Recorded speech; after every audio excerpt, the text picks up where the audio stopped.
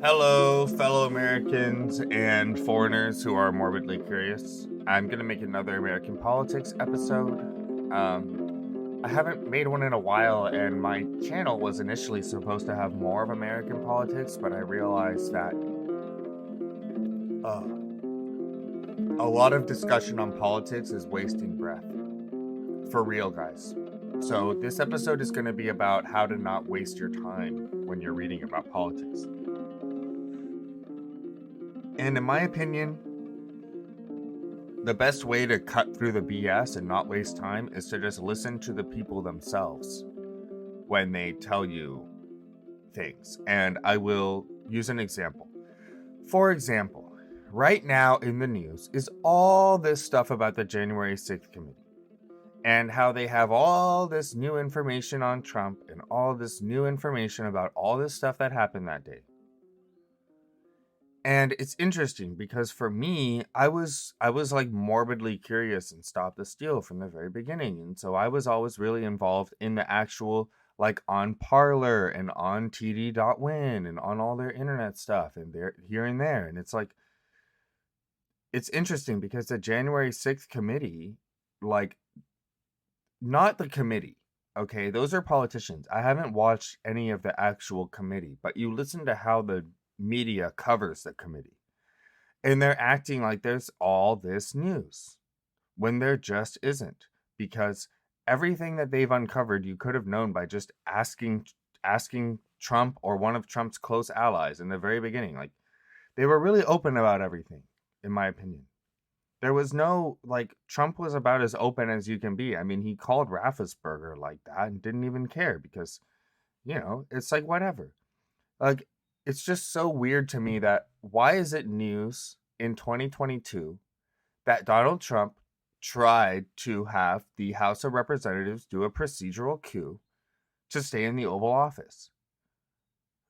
Like, I don't know. I don't know why it's news. It's weird. It's a waste of time to read that stuff because it's like, they're not going to prosecute him. Nothing's going to come of it. It's just a bunch of whining, basically. The way I think about it. Because for me, with Democrats, like, the feeling I have about Democrats right now is that they whine and whine and whine about Republicans and about Joe Manchin and about how bad they are, without realizing that, like, the New York Times itself, I love Ezra Klein from the New York Times because he talks about how blue states are worse with more problems and more inequality. Blue states have, like, worse everything. More crime, more gun violence, more everything.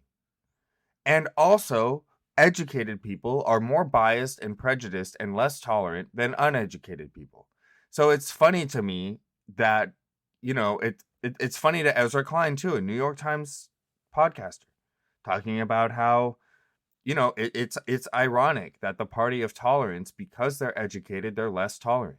If you are educated, you are less tolerant because you have more reasons to not like other people. Whereas if you're really simple, you're just going to be like, oh, look, that person has 2 legs and 2 arms. They've been in a family. I like them.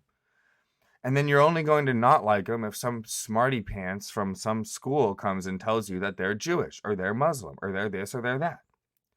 That's an oversimplified view, but it works out that way statistically. Obviously, these are all individual people. I shouldn't have to say that. If you're educated, you should know that.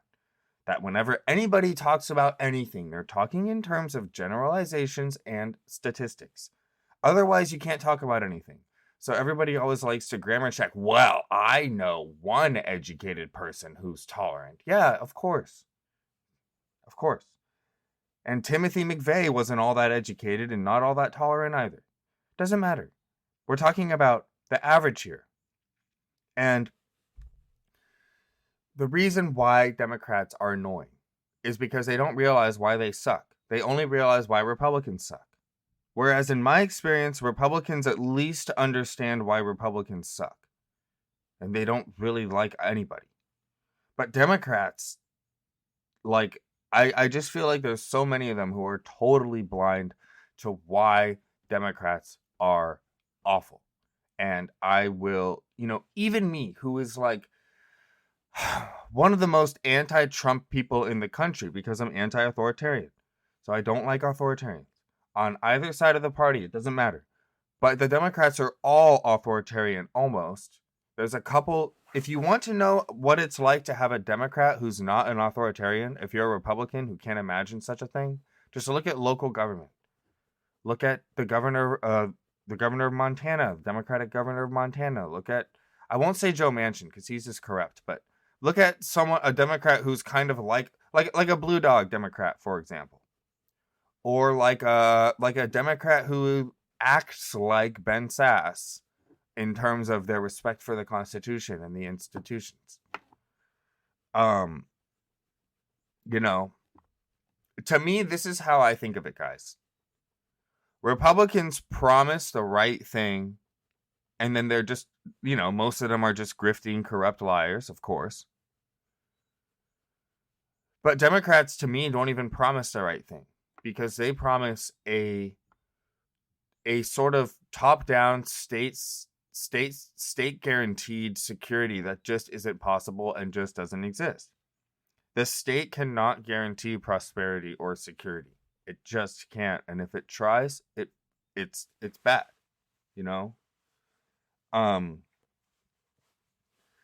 There's a difference between having universal basic income as an end goal and thinking that, it's all about what kind of time frame and stuff there is. It's like, do I want universal basic income when I'm 80? Yeah, I think we'll be ready. But right now, I would only ask for us like the CBO maybe to ask if we can afford universal basic income, the Congressional Budget Office. So you can stop wasting time when you're following politics by just listening to the people who know what they're talking about or the people who pretend like they know what they're talking about.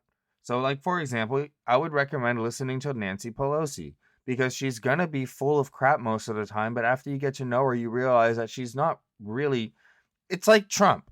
He's always full of crap and yet being honest at the same time. It's like that. You start to kind of just understand what their problem is.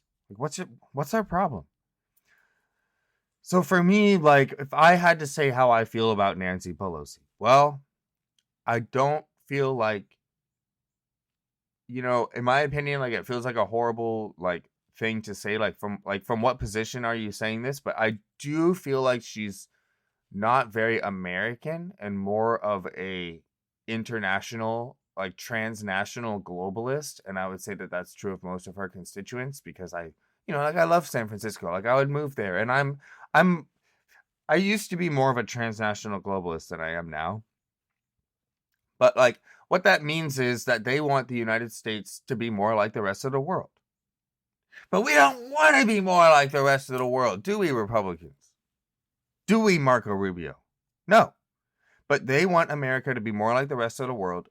And in my opinion, that's like fundamentally un-American because this country was always about, the rest of the world is a bunch of losers, a bunch of authoritarian losers who get told what to do all the time. The rest of the world gets bossed around. Most countries, like that aren't Western, especially most countries that aren't Western democracies, people get bossed around by some daddy figure. It's stupid. It's stupid.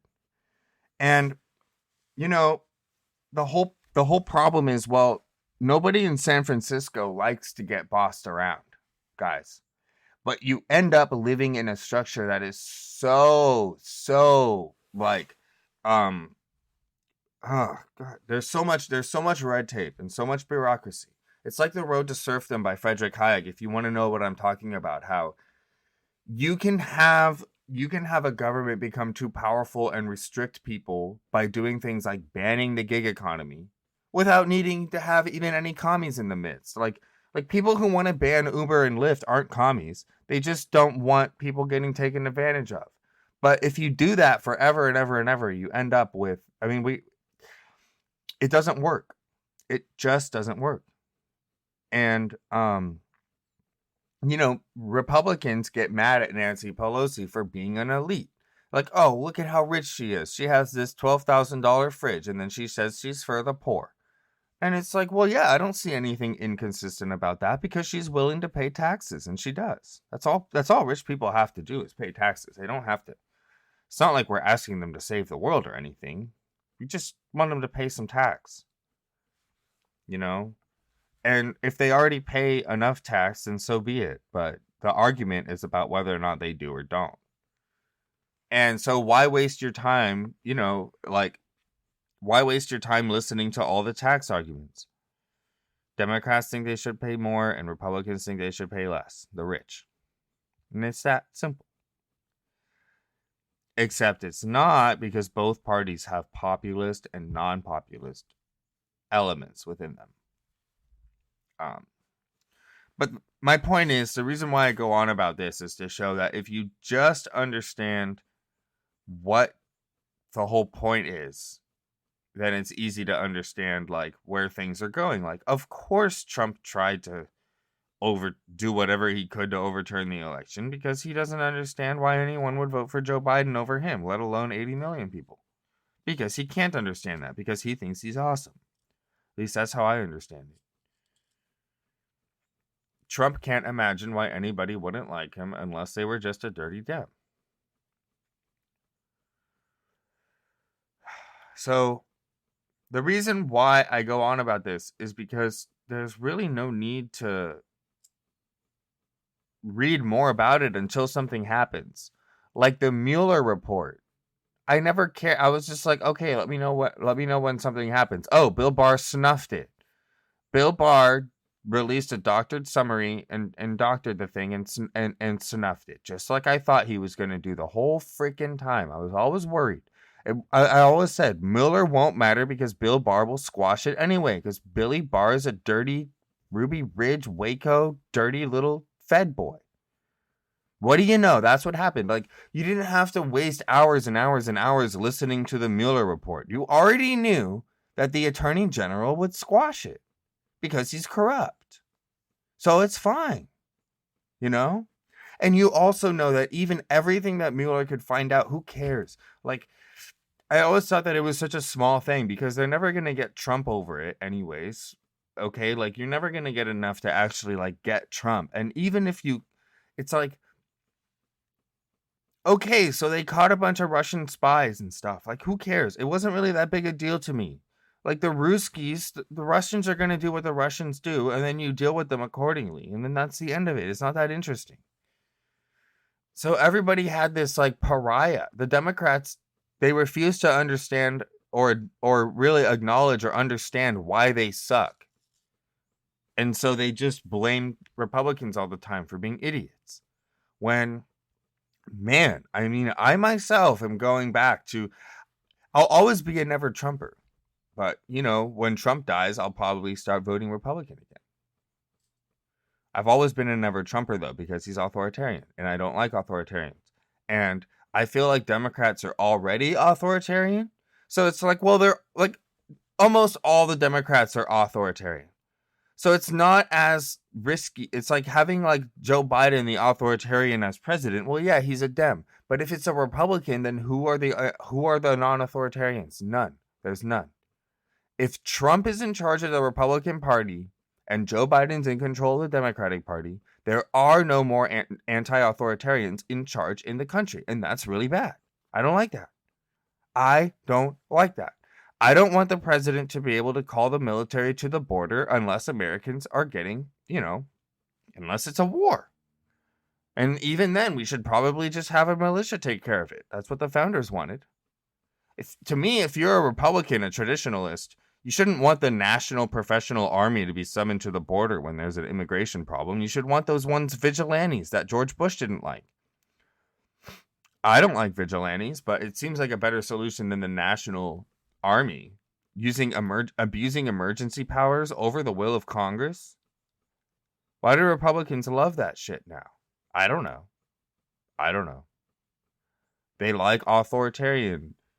For some reason, I see a lot of Republicans who like the whole daddy figure thing. They like Trump being their daddy. I don't know if they're into weird sex stuff and they just need another outlet or something. I don't know. But they really seem to like having a daddy. And that makes me so angry because America's supposed to be the country where nobody needs a daddy. You're your own daddy. If there's people coming over the border, you figure out I mean, why are they kicking your ass so bad? That's my main question. Why are these immigrants kicking your ass? And then, for me, border policy.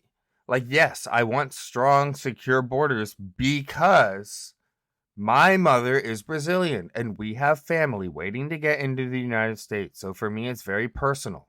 It's very personal when I have family waiting to get into this country for 20 years and then a Honduran is allowed to just walk across, and because they have a hard life, they're just allowed in. Well, my family has a hard life too. They're just not here. They're just in Brazil. They're too far away.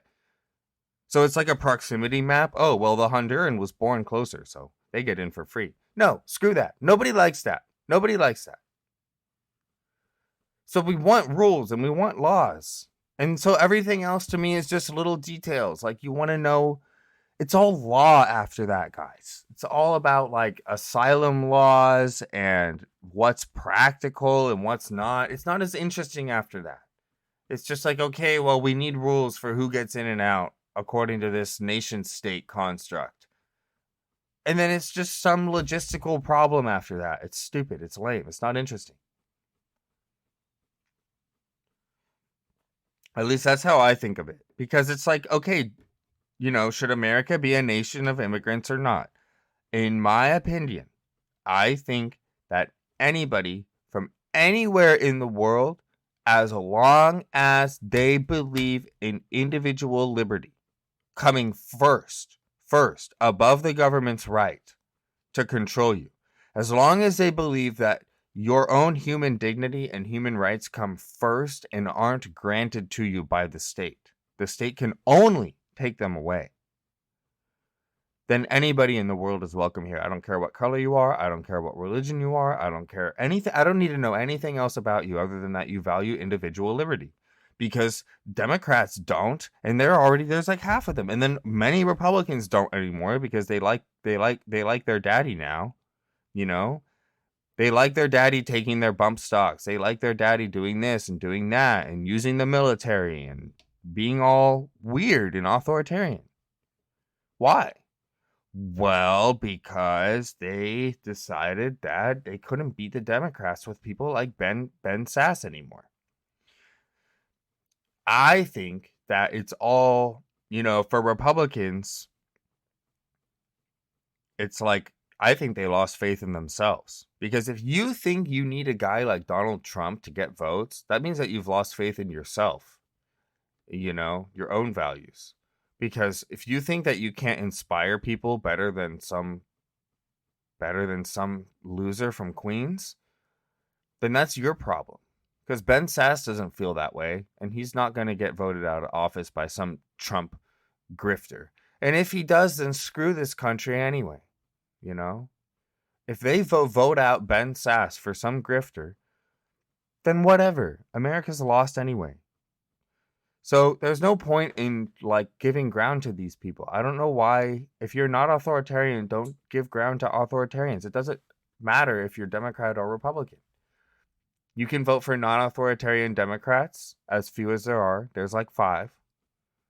And you can vote for non-authoritarian Republicans, which is basically all the old ones, except for the neocons. Basically, all the old Republicans who aren't neocons most of them are anti-authoritarian. Now, you have to understand, guys, that you can have authoritarianism in the form of economic regulations too. I would consider the Dodd-Frank Wall Street Reform Act to be a form of well-intentioned authoritarianism, where you're putting heavy regulations on industry in order to try to stop the downsides and the effect that the industry has on the outside world. So Democrats can pass regulations. Once again, back to the road to serfdom. You end up with so much red tape that you need to be a lawyer, or you need to have some kind of expertise to navigate the system. You can't defend yourself in our courts without a lawyer because there's all this convoluted hubbaloo. There's all this BS in the system. Right?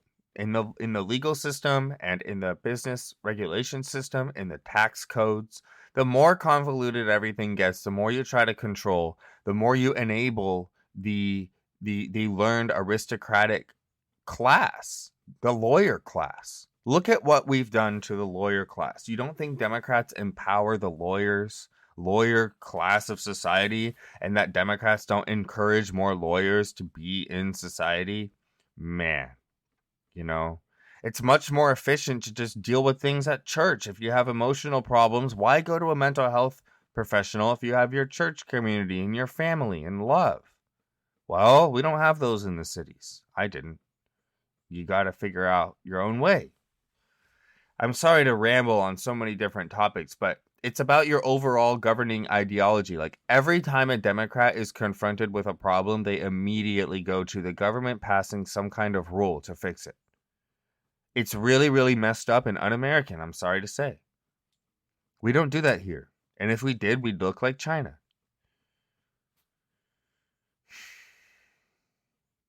Do you want a social credit score?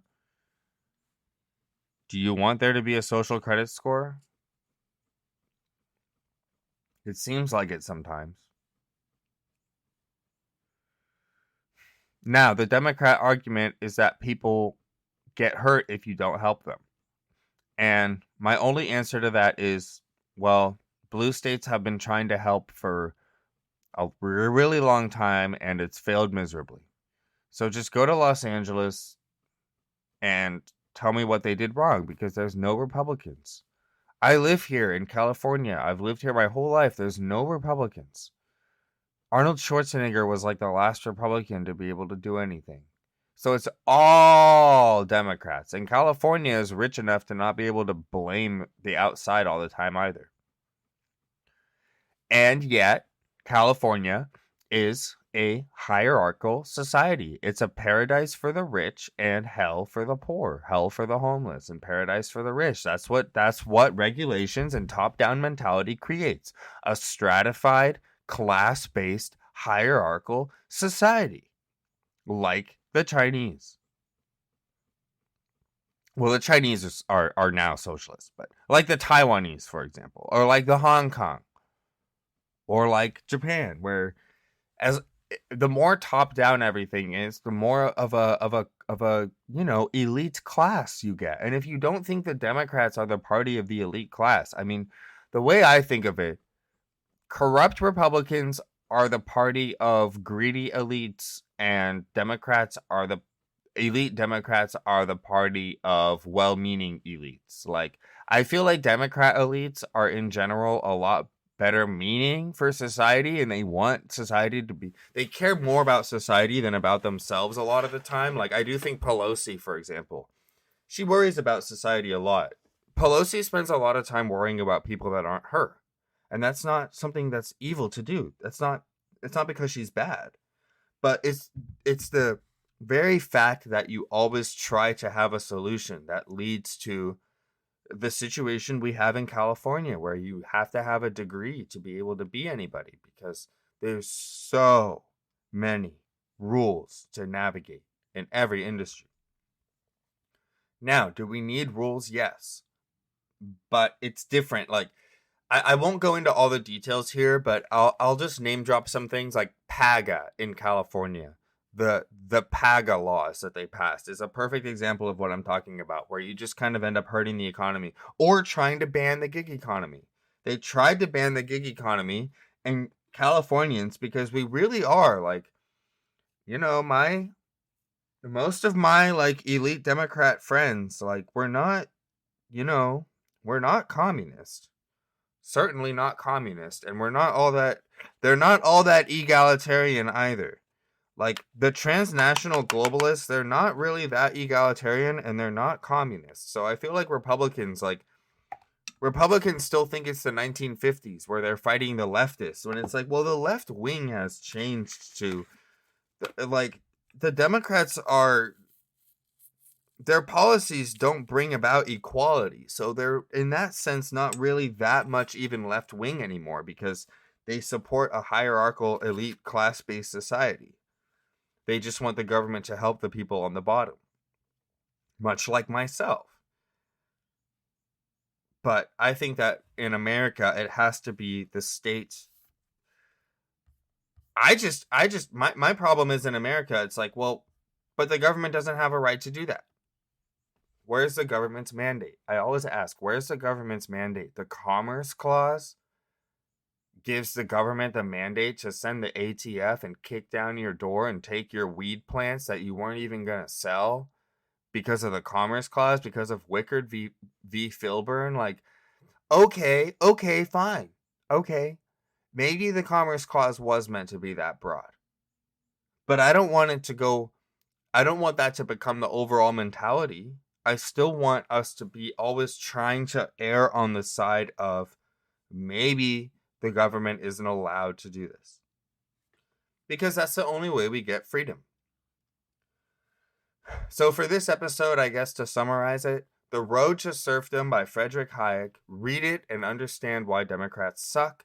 And if you understand why Democrats suck, it's not that Donald Trump doesn't suck Democrats. It's not that people can't see why Donald Trump is a grifter.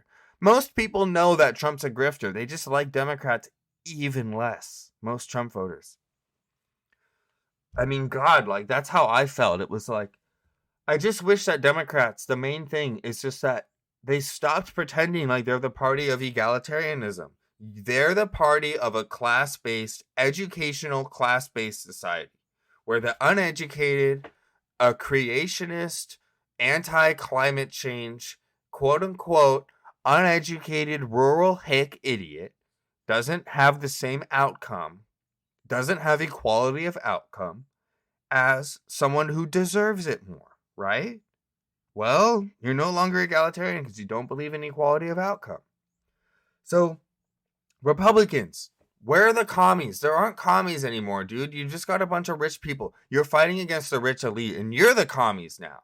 Because now you're the little guys. Now white evangelicals are 15% of the country, and they're all poor as shit. They're like the most disadvantaged group in the country. So now you're the communists. Now you're the underdogs. What do you know? Now you want to have equal dignity despite not having equal worth to society.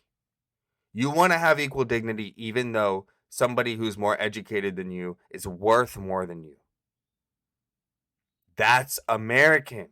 That's American. It's solely American, where your dignity comes from fucking God, not the state. It comes from God, not society.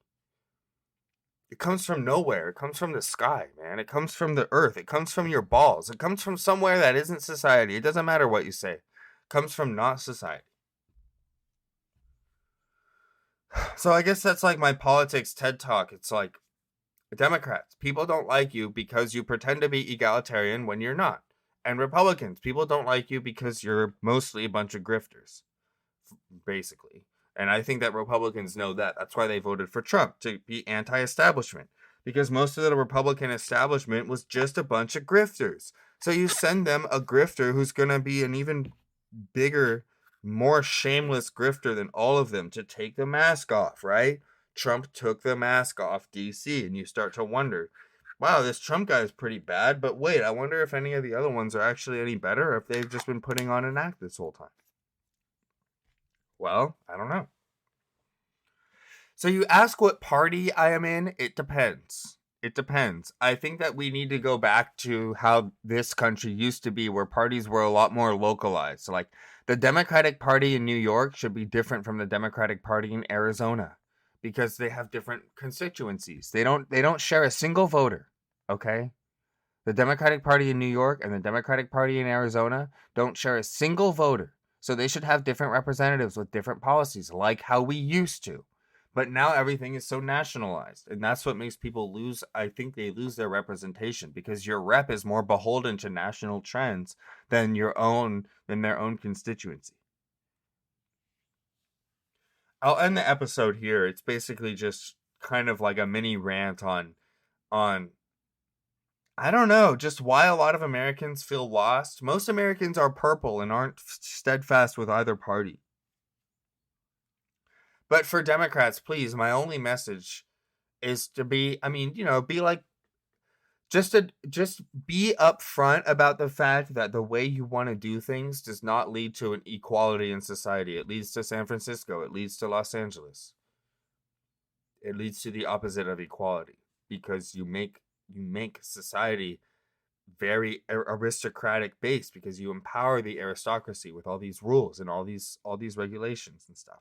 And I don't mean regulations like which regulations. Regulations, it's such a broad term. A regulation can be anything from good to bad, you know? If you want to say no lead in gasoline, then I don't care. That's fine. Whatever. But if you want to say that, in order to get gas, you have to fill out some test about understanding why gas. Let's say to buy gas, let's say this, guys, to buy a Hummer, you have to demonstrate that you understand climate change and that you understand that, like, what the harm the Hummer is doing to the society. Something like that. That strikes me as really Democrat. Like, well, if you want to buy a Hummer, then you have to pass some kind of test to show that you understand why the Hummer is hurting the world.